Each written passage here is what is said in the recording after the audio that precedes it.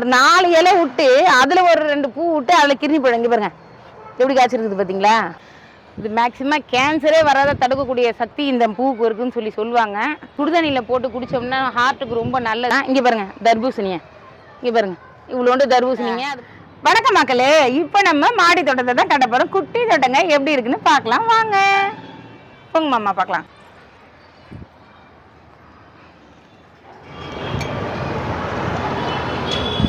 அவ்வளோதாங்க, மாடி ஏறி வந்துச்சுங்க. இங்கே பாருங்கள், இதுதான் நல்ல சூப்பராக மருதாணிங்க. நான் கையில் வச்சு நல்லா பத்தோம். சரி 2 இலையாக இருந்தாலும் நல்லா பறித்து வச்சு ஒரு பாக்கு வச்சு அரைச்சாலே சூப்பராக இருக்கும். நல்லா இது வந்து சிறுகிழங்கு செடிங்க. நம்ம பொங்கலுக்கு வாங்கின சிறுகிழங்கு ஒரு 2 கிழங்கு எடுத்து எங்கள் வீட்டுக்காரர் நட்டு வச்சுட்டாரு. இந்த தோட்ட வேலையெல்லாம் பார்த்துக்கிறதுல எங்கள் வீட்டுக்காரர் தான். ஏன்னா நான் தினம் ஏறி மேலே வரமாட்டேன். எல்லாம் சூப்பராக வச்சுருக்குறேன் பாருங்க.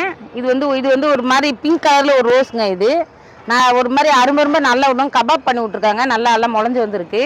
இது வந்து இந்த ஒத்த செம்பருத்திங்க, நாட்டு செம்பருத்தின்னு சொல்லுவாங்க. இது வந்து நம்ம சுடுதண்ணியில் போட்டு குடித்தோம்னா ஹார்ட்டுக்கு ரொம்ப நல்லது. ஆனால் நாங்கள் டெய்லியும் இதில் பூக்கிற ஒரு 4 பூவாக 5 பூவாக இருந்தாலும் அதை அழகாக நாங்கள் கொதிக்க வச்சு குடிச்சிடுவோம். ஆனால் அன்னைக்கே செய்ய மாட்டோம். இதை பறித்து சாமிக்கு வச்சுருவோம். மறுநாள் எடுத்து அதை நாங்கள் கொதிக்க வச்சு குடிச்சிடுவோம். இதை மட்டும் எடுத்து போட்டுருணும். எடுத்துகிட்டு இது மட்டும் போட்டு அழகாக கொதிக்கணும். இது வந்து கனகாம்பரம் செடிங்க, மஞ்சள் கலர் கனகாம்பரம். இது பாருங்க சூப்பராக இருக்குது. இதில் டெய்லியும் எப்படியும் ஒரு 20 பூவாவது பூக்கங்க. இப்போ ஒரு வாரத்துக்கு எடுத்து சேர்த்து வச்சுருவார் எங்கள் வீட்டுக்காரர். எப்பயும் பறிச்சுன்னு வந்து ஒரு டப்பாவில் போட்டு வச்சுருவார். நான் வேணுன்றப்ப எடுத்து அதை தொடுத்து கட்டினேன்னா ஒரு அரை முழம் கிட்ட தேரும். இங்கே பாருங்கள், இதுலேயே ஒரு மந்தகால் செடி வளர்ந்துருக்கு. அதை பறிக்க கட் பண்ணி விடல, அப்படியே விட்டார். கீழே வந்து நம்ம வீட்டில் செஞ்ச புதினா இலையை காம்பு நட்டு வச்சுற துளுத்து வந்திருக்கு. இது குண்டு மல்லிங்க. இதில் ஒரு மந்தகால் கீரை இருக்குது. இது கனகாம்பரம் செடி தான். இது வந்து மல்லி இலைங்க, மல்லி செடி. இது குண்டு குண்டாக இருக்கும். நம்ம வந்து டெல்லி மல்லின்னு சொல்லுவாங்கள்ல, அந்த மாதிரி மல்லி பெருசு பெருசாக இருக்கும். இது வந்து நம்ம கிர்னி பழங்க. இங்கே பாருங்கள், இந்த இவ்வளோண்டு ஒரு 4 இலை விட்டு அதில் ஒரு 2 பூ விட்டு அதில் கிர்னி பழம் இங்கே பாருங்கள் எப்படி காய்ச்சிருக்குது பார்த்தீங்களா. அப்படியே அது வெயிட் தாழ்னா அப்படியே விட்டு வச்சுருக்காங்க. ஒரு 4 இலை தாங்க, ஒரே ஒரு கிளை போயிருக்குது. அதுலேயே பழம் விட்டுருச்சு. வேறு 4 இலை தாங்க இருக்குது. மிஞ்சி போனால் ஒரு 2 முழம் தான் இருக்கும். அந்த 2 முழத்துலேயே அந்த காய் காய்ச்சதில் அவ்வளோ சந்தோஷம் எங்களுக்கு. ரொம்ப அப்படியே மகிழ்ச்சியாக இருக்கும். மேலே வந்தாலே ஒரே செம்ம ஜாலியாக இருக்கும். அதுவும் ஈவினிங் டைமில் ஒரு காஃபி போட்டு கொண்டு வந்து மேலே உட்காந்து குடிச்சிட்டு சூப்பராக இருக்கும். இது திருநீட்டு பச்சலுங்க. இந்த இலையை வந்து நாங்கள் தலைக்கெலாம் போட்டுப்போம். இந்த கதிரை மட்டும் எங்கள் வீட்டுக்காரர் எடுத்து கட் பண்ணி காய வச்சு, இது வந்து சப்ஜா விதைன்னு சொல்லுவோம் இல்லைங்க, நம்ம எல்லா ஜூஸ்லேயும் போட்டு தருவாங்க பாருங்கள் ஒரு மாதிரி கருப்பாக. அது வந்து இதோடைய விதை தான். இந்த விதையை மட்டும் அப்படியே எடுத்து கட் பண்ணி அப்படியே காய வச்சுருவார். அதை உதுத்தாத காய வச்சுட்டு அதை அப்படி நல்லா உதுத்தி நமக்கு தேவையானப்போ கொஞ்சம் தண்ணி ஊற்றி ஊற வச்சோம்னா சூப்பராக வந்துடும். இது என்னங்க பொங்கலுங்காட்டி கரும்பு வருமானு தெரியல, ஆனால் கரும்பு செடி வந்திருக்கு. பாருங்க சின்ன சின்னதாக ஒரு கீத்து விட்டுருக்கு. பொங்கலுக்கு வாங்கின கரும்பு தான். அது ஒரு மாதம் காஞ்சி போய் கடந்து அந்த 2 கிளையை எடுத்து விட்டுல நட்டோம்.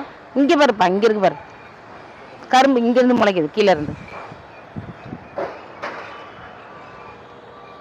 கரும்பு.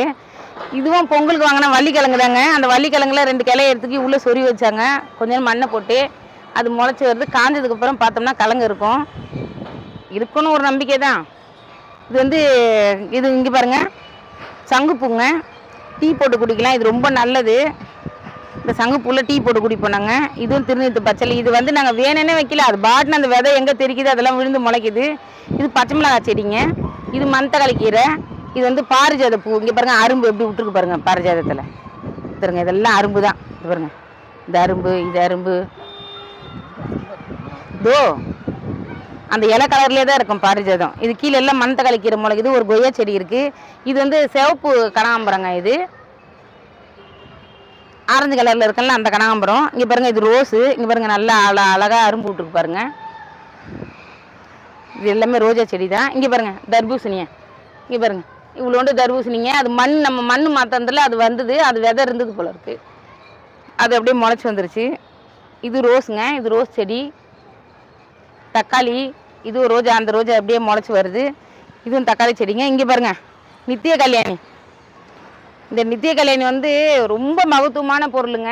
நம்ம சுகர் பேஷண்ட்டெல்லாம் வந்து டெய்லியும் ஒரு 4 பூ தண்ணியில் சுடுதண்ணியில் கொதிக்க வச்சு குடிச்சல சுகர் நார்மலில் வச்சுருக்கோம். இது மேக்சிமம் கேன்சரே வராத தடுக்கக்கூடிய சக்தி இந்த பூவுக்கு இருக்குன்னு சொல்லுவாங்க. கேள்விப்பட்டிருக்கேன். கிடைச்சா யாருக்குன்னா எதனா ப்ராப்ளம் இருந்தால் சாப்பிட்லாம். இதுவும் இதுதாங்க திருநீத்த பச்சை தாங்க. இது விதைக்கோசமே எங்கள் வீட்டுக்கார் வச்சிருக்கிறாரு. ஏன்னா இது நிறைய இருந்தால் தான் அதை கட் பண்ணி நம்ம விதை எடுத்து சப்ஜா அதை போட்டு குடிக்க முடியும். இது சிவப்பு ரோஸ். எங்கள் வீட்டுக்காரர் ரெட் ரோஸ்னால் ரொம்ப பிடிக்கும். அதனால் சிவப்பு ரோஸ் எங்கெங்கே விற்கிதோ பார்த்து பார்த்து வாங்கிட்டு வந்து வச்சிருவாரு. இதுவும் அதே சிவப்பு ரோஸ் தாங்க. இங்கே பாருங்க, உள்ளே இருக்கு பாருங்க ரெட் கலரில். இது குண்டு மல்லிங்க. இது இங்கே பாருங்க, இங்கே ஒரு கிருணி பழம் வளருது பாருங்க, இங்கே பிஞ்சு விட்டுருக்கு பாருங்க, தெரியுதா? அதுவும் அந்த ஒரே ஒரு அரும்பு தான். இந்த இவ்வளோண்டு செடி தான் போயிருக்கு, இவ்வளோ தூரம் தான் வந்திருக்கு. அதில் ஒரு 4 பூ விட்டு அதில் ஒரு அரும்பு விட்டுருச்சு. இது பாருங்க பிஞ்சு, இன்னொரு பிஞ்சு விட்டுருச்சு பாரு. இங்கே ரசோக்கு ஒரு பிஞ்சு 2 பிஞ்சு பூ விடுற பூவில் அழகாக பிஞ்சு இறங்கிடுது. இது வந்து செம்பருத்திங்க, அடுக்கு செம்பருத்தின்னு சொல்லுவாங்க. பிள்ளையாருக்கு சிவனுக்கெல்லாம் ரொம்ப உகந்த பூ. இதெல்லாம் அம்பாள் கூட வைக்கலாம். இதில் 2-3 செடி தாங்க நாங்கள் கடையில் வாங்கி வச்சோம். மற்றதெல்லாம் அதுவே முளைச்சி வந்தது தான். இதெல்லாம் நம்ம வீட்டில் வந்த செடி தான் தெரியும். கரும்பு கட்டையத்துக்கு வச்சுருக்கோம். இந்த பூத்த கனகாம்பரத்தெல்லாம் பறித்து ஒரு 10 பூவாக இருந்தாலும் எடுத்து வச்சோம்னா அந்த மலர்ந்த பூ மட்டும் பறிச்சிக்கணுங்க. மலர்ந்த பூவை பறித்து வச்சுட்டாலே போதும்.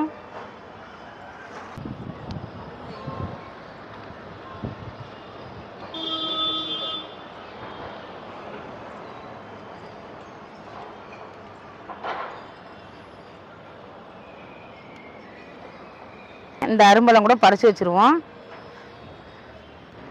சாயந்தரம் பூக்கிற அரும்பை பறித்து வச்சிட்டோம்னா நல்லது.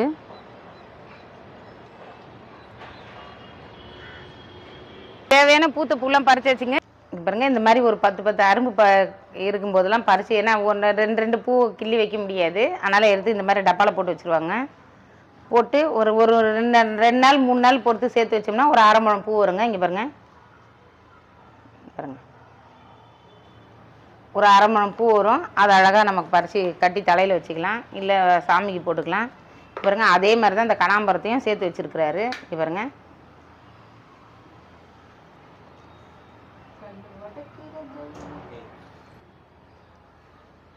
நல்லா அழகாக மேலே 2 கீழே 2 வச்சு நல்லா அடம்பாக கட்டி அழகாக தலையில் வச்சுக்கலாம்.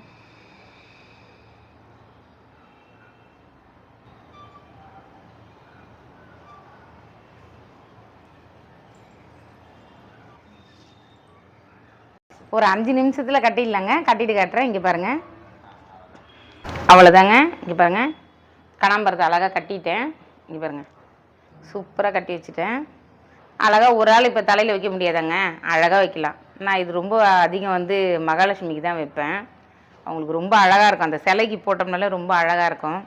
நான் கொஞ்சம் வச்சுட்டு அவங்களுக்கு கொஞ்சம் வச்சிடுறேன். எங்கள் வீட்டில் பூடகாரியம்மா இருக்காங்களே, அவங்களுக்கு கனகாம்பரம்னா சின்ன குழந்தையில ரொம்ப பிடிக்கும்.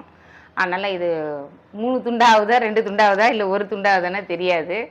அதுக்கப்புறம் தான் சூஸ் பண்ணணும். இங்கே பாருங்கள், நல்லா அழகாக. இங்கே பாருங்கள்,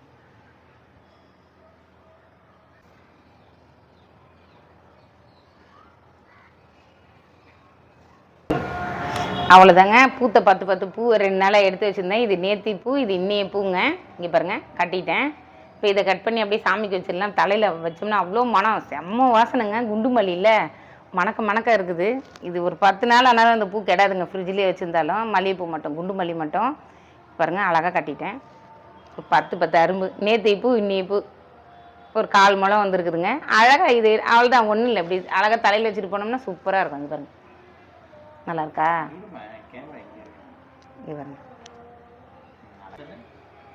இன்னைக்கு பறிச்சு கட்டின பூங்க இவ்வளோ அழகாக பறிச்சாச்சு. செம்பருத்தி, ஒத்த செம்பருத்தி, ரெட்டை செம்பருத்தி, மல்லிகைப்பூ, கனகாம்பரம், இந்த வருஷம் இந்த நீலப்பூவு, சங்குப்பூவு, இதெல்லாம் பறிச்சிருக்கேங்க. இதுதான் நம்ம வீட்டில் பூத்த பூ.